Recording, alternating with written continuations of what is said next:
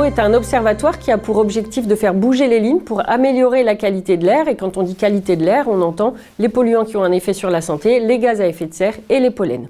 Et donc, nous observons, nous avons des stations de mesure, nous faisons des calculs et nous accompagnons les acteurs pour les aider finalement à prendre les bonnes décisions pour faire bouger les lignes et améliorer la qualité de l'air. ATMO produit deux types de données, les données qui permettent de savoir ce qu'on a respiré, donc avec les impacts pour la santé, et les données qui permettent de savoir quelle est la responsabilité des acteurs, donc ce qu'on appelle les émissions, c'est quoi les polluants qui ont été émis sur les territoires.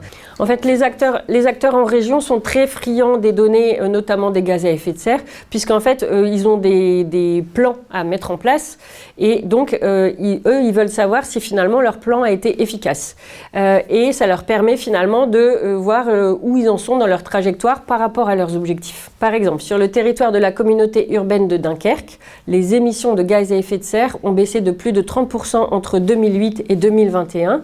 Et donc, nos données ont permis aux acteurs finalement de voir comment ils avançaient. Aussi bien la communauté urbaine de Dunkerque en tant que telle que les industriels présents sur le territoire et qui, en fait, avaient de gros projets pour baisser leurs gaz à effet de serre.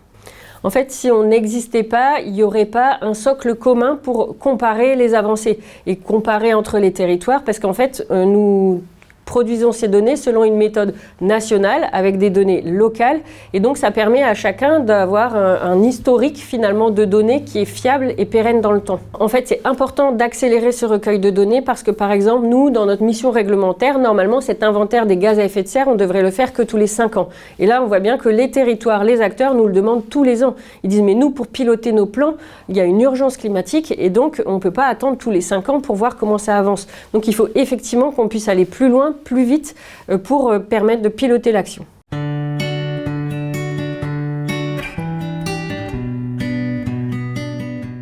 Le Centre ressources du développement durable, le CERD, est un groupement d'intérêt public qui existe depuis 2001 et qui sert à outiller les territoires de la région à mener à bien leur transition.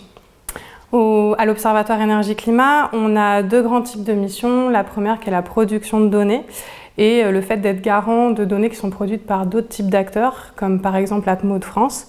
Et notre deuxième mission, c'est l'exploitation de ces données par la production de ressources. Et la production de ressources, ça va permettre de contextualiser le changement climatique sous différents formats, de faire passer des messages clés pédagogiques à destination des décideurs pour parler de l'état du changement climatique, des pressions qui s'y affectent. Nos productions, elles vont avoir la forme par exemple d'interventions, de publications papier, de différents formats numériques. L'idée, c'est vraiment de contextualiser ces données, d'en sortir un message transversal pour pouvoir parler entièrement du changement climatique en région. Par exemple, là, les dernières données diffusées par l'Observatoire, pour justement pouvoir se situer par rapport à l'objectif de neutralité climatique, montrent que 48 millions de tonnes d'équivalent CO2 sont émis en Hauts-de-France et que seulement 4% d'entre elles sont compensées par des puits de carbone naturels. Donc on voit qu'on est encore très très loin de l'objectif de neutralité à atteindre. Aujourd'hui, sans données, sans connaissances, on ne peut pas parler de changement climatique, on ne peut pas se situer, on ne peut pas suivre nos plans, on ne peut pas identifier là où il faut agir. Et donc du coup, aujourd'hui, c'est indispensable de donner les moyens à l'observation publique pour pouvoir produire une donnée fiable, libre et de qualité, qu'elle puisse être utilisée et surtout se rappeler que l'observation, elle n'est pas isolée et que tout ça, ça fait partie d'un écosystème d'acteurs qui travaillent tous ensemble et que chacun de ces acteurs a besoin de ce soutien puisqu'on a tous notre rôle à jouer dans la diffusion de cette donnée. Quand je parle de moyens, du coup, on se donne des ambitions de pouvoir caractériser par exemple le changement climatique, son état, ses pressions, ses réponses. Derrière, c'est des moyens humains pour pouvoir produire de la donnée. On parle de consommation d'énergie, d'émissions de gaz, de production d'énergie renouvelable, mais on peut aussi parler de risques climatiques par exemple. Et donc pour pouvoir travailler,